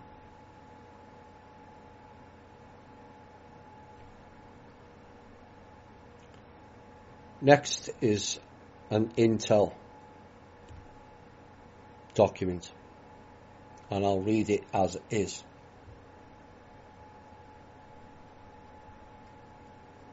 The 2018 California fires, or Operation Paradise Falls, were a false flag attack in California, ostensibly a covert action to test battlefield geoengineering techniques, and the operation also obliterated press coverage of the centenary of the World War I armistice on 11/11/18 with the complete destruction of the city of Paradise, California. The Northern California operations are believed to have been ran out of Beale Air Force Base, and the Southern California operations are believed to have been coordinated at Naval Air Force Station Point Mugu. In 2001, rolling blackouts caused by market manipulation by the California Independent Systems Operator caused California to float billions in revenue bonds to Enron. So you all know what that was. That was going on around September the 11th, was it not? And this resulted in a $15 to $20 surcharge on the electricity bill of every Californian since. In 2019, this charge was set to expire due to insurance and similar expenses charged to the state's two largest investor-owned utilities, Pacific Gas and Electric and Southern California Edison. Those fires effectively replaced the surcharge. Phase 1 of Paradise Falls took place on October 9, 2017, with the Tubbs Fire in North Bay communities of Santa Rosa and Napa, California. Investigating the fires, especially the Tubbs Fire, was Petaluma fire investigator John Lord, and immediately the non-standard burn patterns of the blazes jumped out. Local fire districts had never seen such simultaneous fires burn out, and they could not explain the spread or ferocity. Now, local media reported the fires were caused by, quote, Diablo winds, akin to the Santa Ana winds. Now, a review of newspapers.com articles scanned over the course of a century showed this term was never available until 2007 and was made up. Geographically, there is no location with high desert and high pressure conditions that could create a phenomenon similar to that experienced in Southern California. In 2008, the civil grand jury of Butte County stated insufficient emergency routes existed in the city of Paradise, California, and the city sits in a granite canyon of the Upper Sierra Nevada. The risk is not so much fires as much as it is from eventual eruption of Mount Lassen, it is said. Now, in 1915, the volcano sent tremendous amounts of ash down the canyon in which the city is located. And in the weeks prior to the Paradise Fire, numerous Los Angeles Times reporters were observed in the city photographing buildings. Also, a white powder started to appear over roofs, according to some residents. In the years prior, a number of individuals had also moved to Paradise, California, who did not seem to work in the local community. The Hill fire forced the evacuation of a classified radar station at Point Mugu simultaneous to the outbreak of the fire.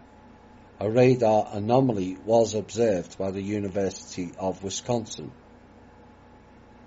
One of the locals, Jane Tanday, observed military preparation in the area for months in advance of the Hill fire.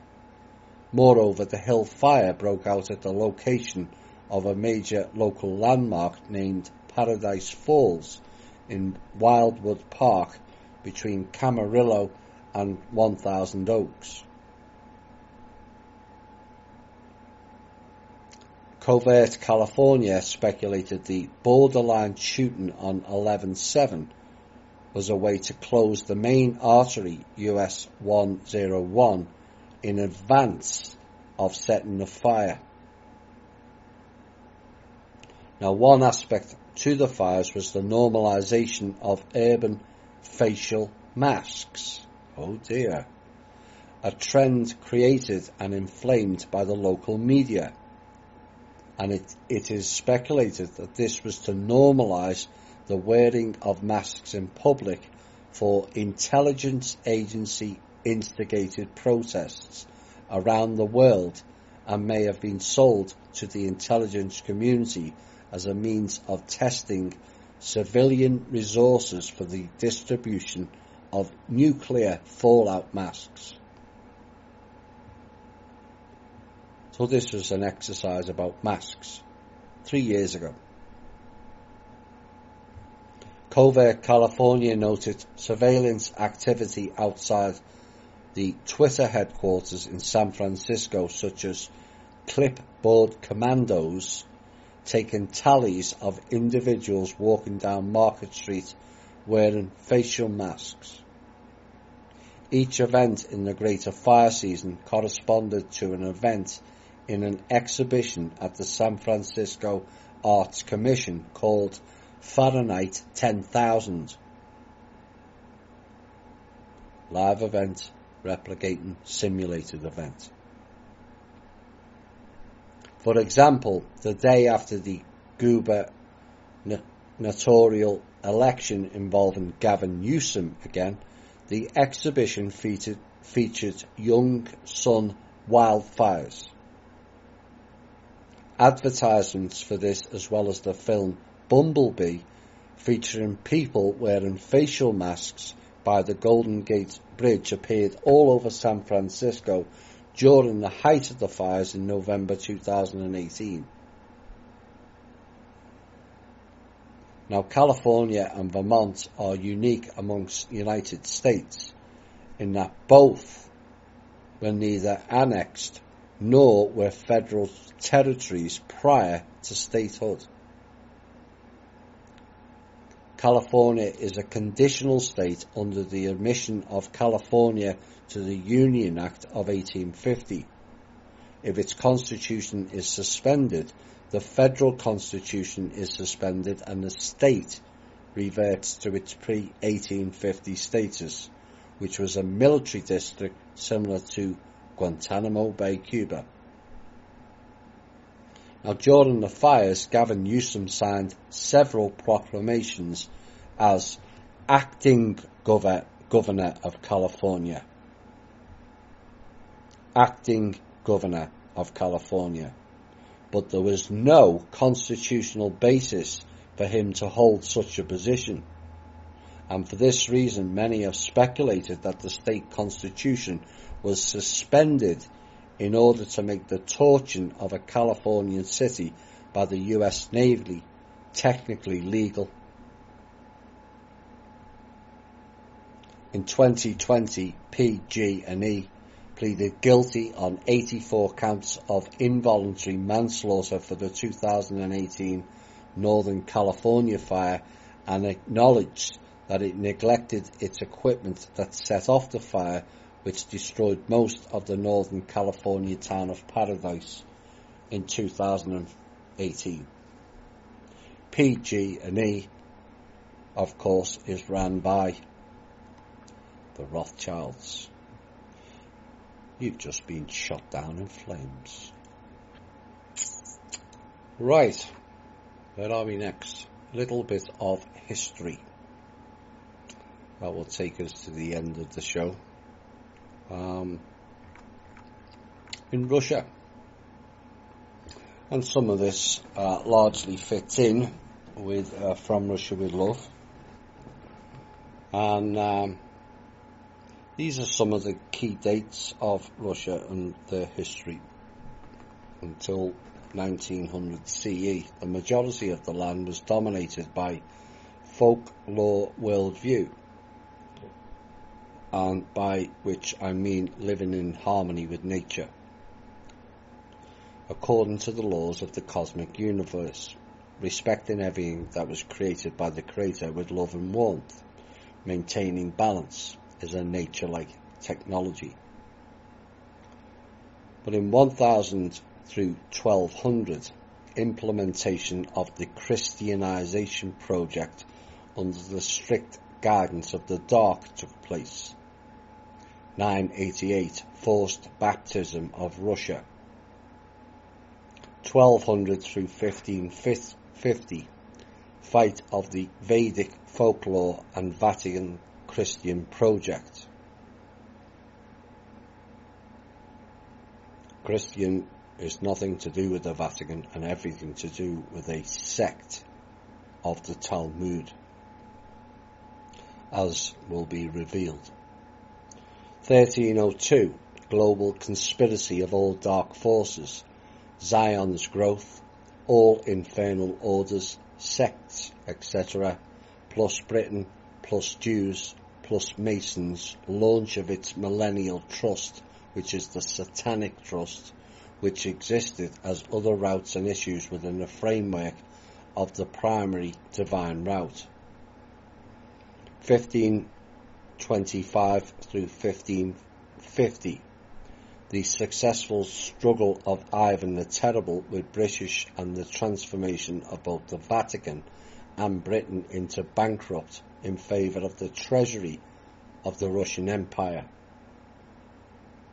1551, the assassination of Ivan IV and the Stoglovy Cathedral was the victory of Christianity, the arrival of the Romanovs on the throne. And know that the bulk of them are not good either.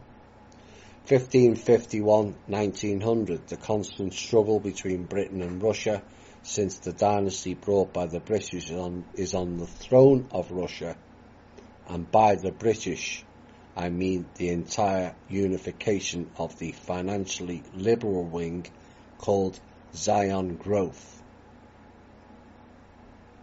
1850 to 1890, in the Russian Empire, a group of generals of the General Staff of the Army stood out who clearly realised and was able to agree and rally around Russian unity in modern conditions of occupation. This group carried out a 30-year operation, and it brought the Bolsheviks to power, then dissolved in their ranks in order to further control the process.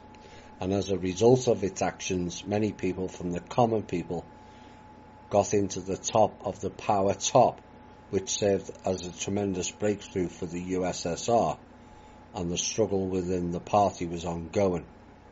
They all got replaced. Well, a lot of them generals were also Black Sun. But inside the party, there was also dark forces, Trotskyites, Jews and the agents of European influence. In 1947 through 1955 were very tough in terms of the internal party struggle at the top of the government, and ordinary people could not see this process. The assassinations of Stalin, and as a result the Dark Ones again prevailed, despite the fact that in 1957 in most of the scientific and educated circles she was ready to make the transition to a post-capitalist future. They had all the technologies. The dark side has chosen the path again to feudalism and capitalism, and since 1957 the USSR draft has been analysed The bright side has gone deep underground, that is, realising that the forces are not equal now. They remained in the party but outwardly moved with the party's course. 1983, the year the Global Elite World Plan came true with the introduction of the DTC/S control system. 1991 through 1993, complete seizure of power in Russia. Russia became a colony, but a Security Council is being created which includes all the power generals and the party's nomenclature, which reserves a part of sovereignty and represents the USSR rights and titles. 2000 through 2008, we understand that their management has brought the world to the brink of an ecological, economic, political disaster. And they were then talking about it was necessary to reduce the population urgently and to reduce consumption, since a new generation of bankers who had already completely degraded went to the top, lost control in their pyramid, plus law time and the objective process of the universe. What that was talking about is when M cut them all off. They thought they were all at the top of the pyramid, and they weren't.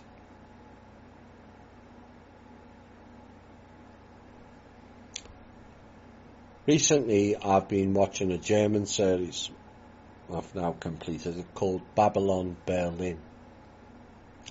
And it has some interesting tidbits in that proves, yet again, our From Russia with Love series, the Black Reichswehr. They are the Black Sun Group.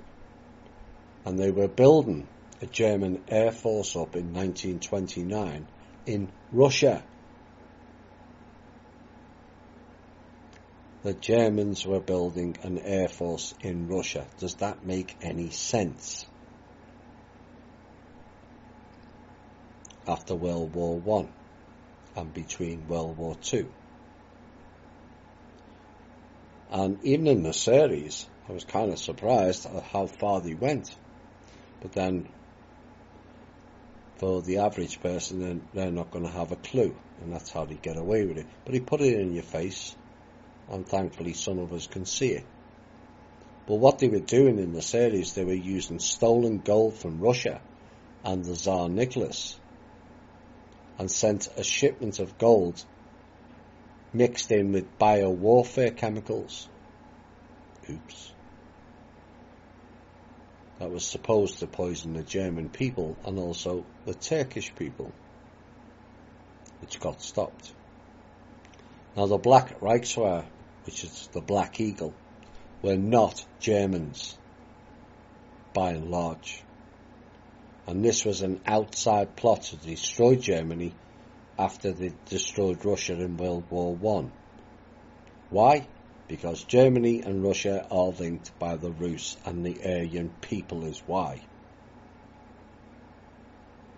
Aryans are not white supremacists. That is a Zionist creation to cause division. Hitler was brown eagle, not black. Big difference. And those shows we did, for those who have listened in Germany and Poland, are guilt-releasing shows. As I know the globalist Zionist media has shamed all the people of both countries since World War II for atrocities that they committed, not the people. And those shows are shadow and inner work on a plate for the German, Polish and Russian people. His story is all BS. And even the extraterrestrial told you in part 2 of the Roswell Aztec story that his story is BS. And I'm proud that THI is playing a part in returning it to our story, not theirs. And then you have to ask, why did the Luftwaffe fly a non-stop round-trip mission within 20 miles of New York in 1944?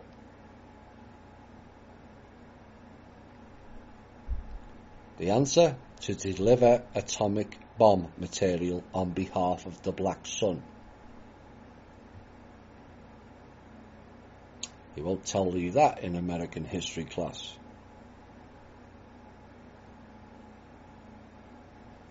But this is where many countries have suffered under this, and it was the same for the persecuted Irish in Boston and New York, who were sending funds to the IRA for liberation from the Brits, not knowing that the IRA are part of the same system.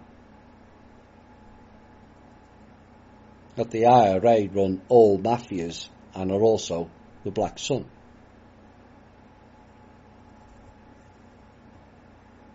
And then you wonder how many people realise Hitler killed some of the top SS that went under the banner of SA in 1933-1934. Does that make sense? Why did he ban the Teutonic Knights and also the Freemasons? Why did he attempt to throw out the Rothschilds' banks?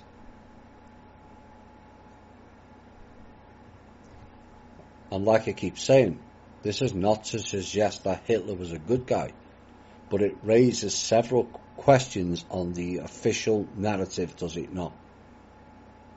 And these are serious questions for the German people to absorb, ask and answer. The point is, the Germans actually won World War II, but not your Germans, their version of it.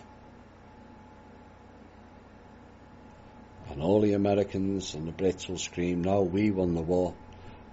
Well, why did all the German scientists, most of which were Jewish, move to America and take over America? Because they have. People argue that the Fourth Reich has yet to happen. I would argue it started in 1947.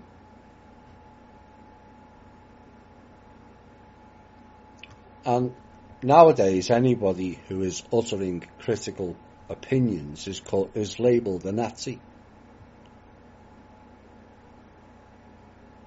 Yet, it's the reverse psychology again, as it is they who are the Nazis. N-A-Z-I, National Zionism. And it's the same as labelling all white people who defend their own kind as Aryan white supremacists. And again, that was to do with the NAZIs.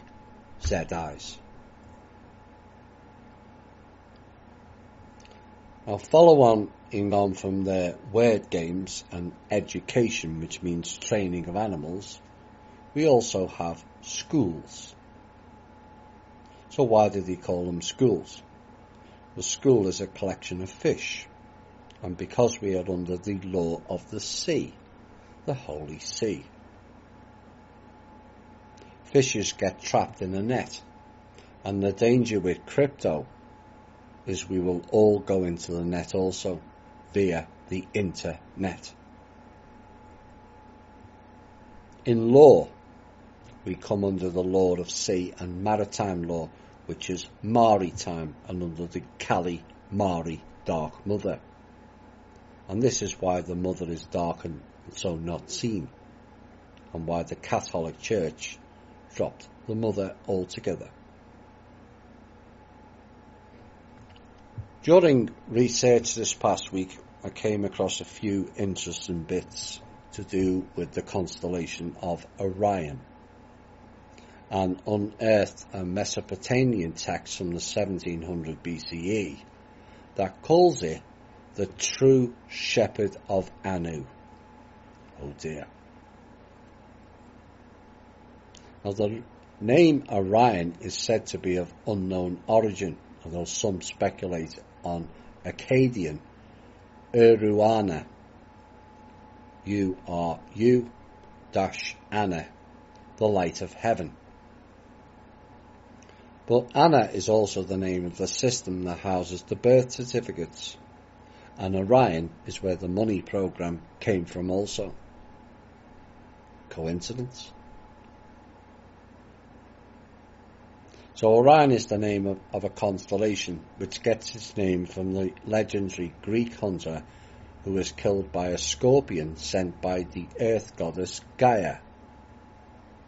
And in Greek mythology, Gaia was the mother goddess who presided over the earth, and she was the mate of Uranus, or Uranus, and the mother of the Titans and also the Cyclopes. Uranus, the name of the husband of Gaia, and also the father of the Titans, it was stated. Now the Titans were one of the giant base groups here, and were not good either. And they were fought against by the Olympians and also the Nordic giants, including Thor and Odin, etc. But as for Gaia's husband being a planetary being, that confirms the piece I did about the 4 female goddesses deserting their planets in this solar system, and was the start of the fall. Only females are planetary beings. The male is the solar being only. Perhaps that changes your opinion about Mother Gaia. You decide. There was some discussion. In fact, there was some on the chat today. There was some in the UK Zoom call. And it's come up several times, and some people have issues with the 85%. Now, to me, at this point, the 85% is a bit of a distraction on many levels, as our focus is on ourselves and us as a group. And someone or something has to move humanity forward. And waiting on the masses has not served us well. And no one is saying we have to neglect them entirely, but their propensity to lead humanity towards a disaster situation by non-thinking is a blight on us all.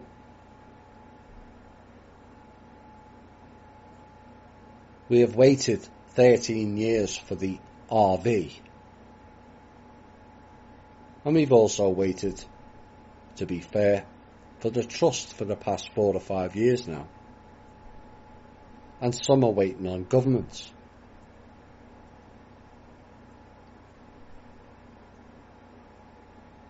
And they have not served us, or even they have not even served the trust well at this point. So some are waiting for Q to do something. But is it Q spelt Q-U-E-U-E? And a weight club that appears to be worse than Drake's? Question mark.